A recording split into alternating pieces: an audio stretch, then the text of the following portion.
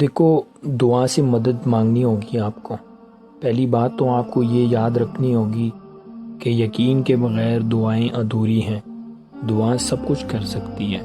جو مانگ رہے ہو وہ تمہارے لیے دنیا کے لیے دینا ناممکن ہو سکتا ہے، لیکن جس سے مانگ رہے ہو نا، وہ اعلیٰ کل شیء قدیر ہے، جو اس پورے نظام ہستی کو چلا رہا ہے، جس کے حکم سے سورج نکلتا اور ڈلتا ہے، جس کے حکم سے صبح شام اور شام رات میں بدل جاتی ہے، جو تمہیں آج تک سنبھلتا آ رہا ہے، وہ کیسے تمہاری دعائیں قبول نہیں کرے گا؟